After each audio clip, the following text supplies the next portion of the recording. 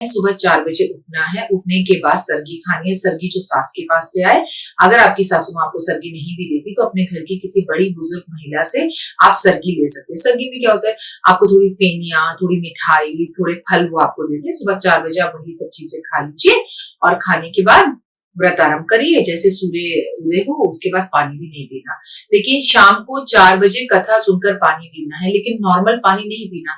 ऐसे घर से मांगकर पानी पीना है जिनके घर में अभी बच्चा हुआ हो और उसे पैदा हुए अभी 1 वर्ष ना हुआ हो, उनके घर का पानी मांग कर पीना है।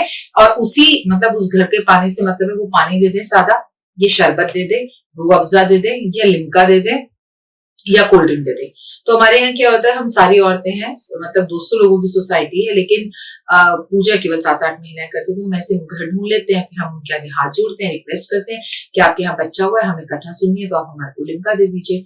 तो ऐसे लिम्का आ जाती है। मान लीजिए कभी अगर ऐसी लिम्का नहीं आती तो घर से कोई भी बड़ी बुजुर्ग महिला जो होती है, उनके पास सारी चीजों की जो होती है ना जिम्मेदारियां होती है, और सारी चीजों को खोलने और बंद करने के सभी हक होते हैं। ठीक है, वो प्रिंसिपल्स होती है हमारे घर की, हमारी बड़ी बुजुर्ग महिलाएं, चाहे वो आंटी हो, चाची हो, माँ हो या सास हो, तो कोई भी अपने घर से लिम्का ले आता है, फिर हम वो लिम्का पीते हैं। लेकिन आप ये लिम्का एक बार पीते हैं, लेकिन कुछ महिलाएं ऐसी हैं जिन्हें चाय पीने की बीमारी है।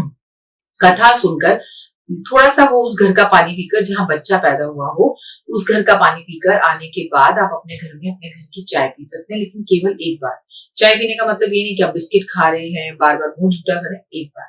चाहे आप लिम्का पीजिए एक बार, चाहे आप चाय पीजिए एक बार, लेकिन एक बार। चाय पीने के बाद इंतजार कीजिए, चांद या तारा आपको जो भी दिख जाए पहले, उसके बाद उसे अर्घ चढ़ाकर अपने बेटों के माथे पर तिलक लगाकर, आपके घर में बेटी रूपी बेटे हैं। आज की बेटियां बहुत स्मार्ट हैं, आज की बेटियां चंद्रयान पर जा रही हैं, आज की बेटियां कौन बनेगा करोड़पति में जाकर 1 करोड़ कमाती हैं, आज की बेटियां सब कुछ कर सकती हैं। तो आप अपनी बेटी के लिए भी व्रत रख सकते हैं, और फिर उनको रोली का टीका लगाकर, बच्चों से भी कहूंगी माँ के पांव छुएं।